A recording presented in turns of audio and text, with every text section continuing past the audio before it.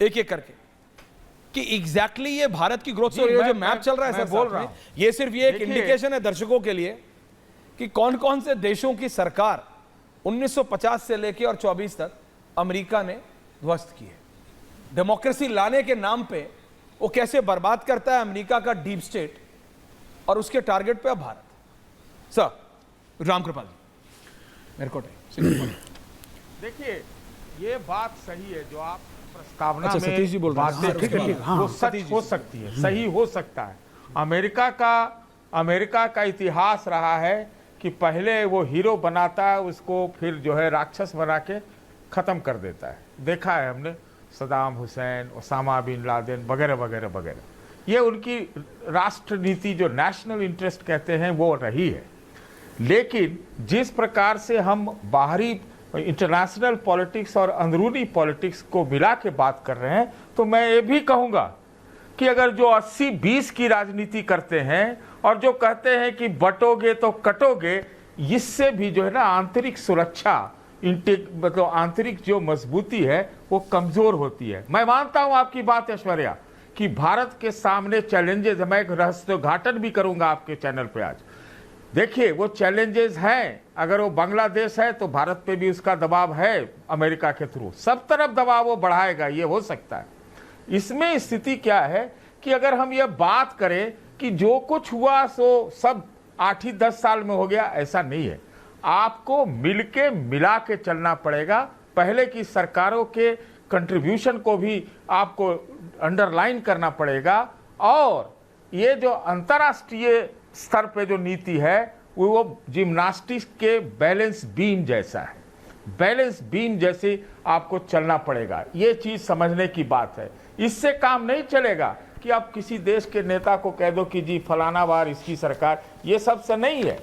ये हम मतलब मैं मानता हूं कि प्रधानमंत्री जी अपने तीसरे टर्म में बहुत अच्छा चल रहे हैं, मैं बोलने वाला हूं इस बात को पहले। और दूसरी बात, जो उनके चैलेंजेस का आपने जिक्र किया, तो चैलेंजेस से तो उनके संगठन, उनकी पार्टी भी भरपूर है, लब्बो मतलब यहाँ तक है। मेरे कहने का मतलब, मैं जो कह रहा था कि रहस्योद्घाटन की बात, तो मैं आपको एक बात बताता हूँ। इस देश के एक बहुत बड़े आदमी ने आज से 4-5 महीना पहले हमसे कहा था, हमारे से निजी बातचीत में कहा था कि ये चाइना और रूस, अमेरिका वाले दोनों मजबूत देश तो भारत चाहते हैं, लेकिन मजबूत नेता नहीं चाहते।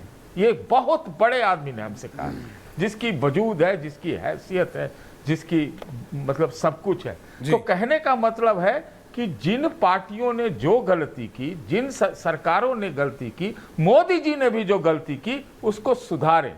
वो सुधारने से ठीक चलेगा। ये नहीं होगा कि आप लेके जो है लुक्का बारी करो, सबको बोलो कि ये तो देशद्रोही है, आप ही सब डेफिनेशन दो। आपने ममता दीदी के बारे में कुछ नहीं बोला। मैं आ रहा हूं सर आपके पास। नहीं, आपने ममता दीदी के बारे में कुछ नहीं बोला। मैंने अपना स्टेट ममता के बारे में कह देता, कह रही है देश में आग लगा दो। सतीश के सिंह जी, नहीं, आपको ह्यूस्टन टेक्सास का देखिए गुरु प्रकाश पासवान जी, कह रहा हूं अब की बार ट्रंप सरकार वाला याद है, लेकिन ममता दीदी ने जो अभी बोला कि भाई देश में आग लगा दूंगी, उस पर कोई आप प्रतिक्रिया नहीं देंगे सतीश के सिंह जी?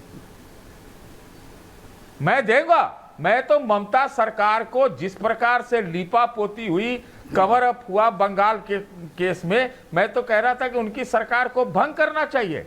देखिए, जिस प्रकार की उसके बाद ये जो घटना हुई, उसके बाद जो भारतीय जनता पार्टी वहां राजनीति कर रही है, वो भी राजनीति कर रही है। तो मैं समझता हूं कि ममता बनर्जी ने बहुत गलत बयान दिया, लेकिन वो भी राजनीति कर रही है। फिर वापस भी ले लिया, नेक्स्ट डे लेना पड़ा, उनको समझ में आ गया। लेकिन ये क्या है ना कि ये पॉलिटिकल स्लग फेस्ट में ना देश का भला नहीं होता सर। देश का भला तो नहीं होगा जब कोई चुना हुआ मुख्यमंत्री बोलेगा आग लगा दूंगी देश में। Ramkripal ji, you have to see the whole picture. देखिए ऐश्वर्य जी, ग्राफिक्स मैं शुरू से आपको सुन रहा था, बहुत अच्छी बात आपने कही थी और बहुत सीरियस टॉपिक आपने उठाया है, डीप स्टेट का। सर देखिए, हमें अपने इंटरनल चीज़ें हैं, हमारी डेमोक्रेसी है, झगड़े होते हैं, आज कोई सरकार है, कल किसी पार्टी की होगी, इससे उठ करके सोचना चाहिए। हम अभी जो आप बात कर रहे थे, आज देखिए कि हम करीब 6.7, वो कल ही डेटा आया है, हमारी जीडीपी की ग्रोथ है, हम 4 ट्रिलियन के आसपास पहुंच रहे हैं।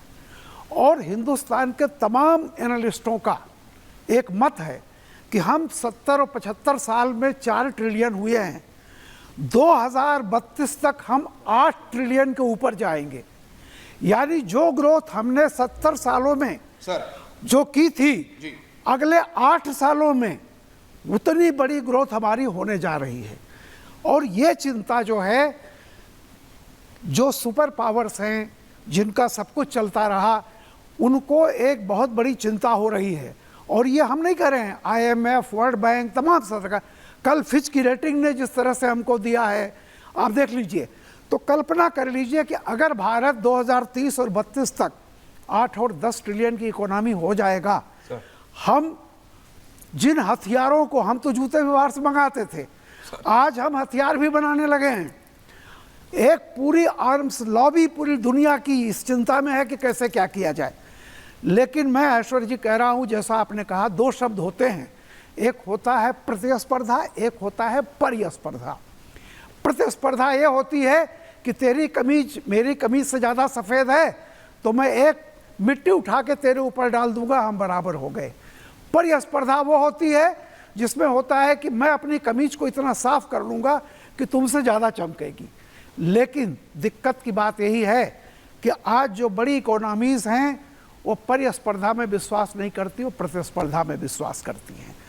डीप स्टेट बहुत डिटेल में आपने बताया था, मैं उस पर नहीं जाऊंगा, लेकिन ये कोई आज की बात नहीं है। 71 में जब हमने शुरू किया था, 7वां बेड़ा आ गया था।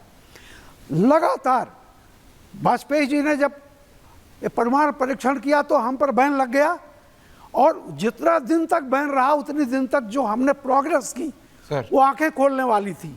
अब आगे मैं एक चीज़ कह रहा हूँ, हमारे यहाँ जो थोड़ी सी फॉल्ट लाइन है, उस फॉल्ट लाइन को बढ़ाने की, उसको खाई बनाने की पूरी कोशिश हो रही है। और इसकी कोशिश आपके और रिपब्लिक भारत के ही मैंने शो में बहुत सारी चीज़ें फैक्ट्स आई हैं, मैं उन पर डिटेल पर नहीं जानता। लेकिन एक बात कह रहा हूँ, मोदी जी ने जब 2014 में आए थे, पार्लियामेंट में उन्होंने एक चीज़ कही थी, एक शेर पढ़ा था, मेरे ही मित्र का एक शेर था, उन्होंने नाम नहीं लिया, दीक्षित दनकौरी हैं। उन्होंने कहा था, न माझी न रहबर न हक में हवाएं, है कश्ती भी जर्जर, ये कैसा सफ़र है। लेकिन ये कहते हुए भी 10 वर्ष जो बीते हैं, तो आज मैं कह सकता हूँ ये चीज़ कि मुश्किलें ही मुश्किलें हैं राह मंजिल में, यहाँ हौसले ही हौसले हैं आजमाने के लिए। हम आगे बढ़ेंगे। देखिए, डेमोक्रेसी, डेमोग्राफी, और जिस तरह से हम बढ़ रहे हैं, दुनिया मान रही है कि 7% की इकोनॉमिक ग्रोथ कहीं नहीं आएगी।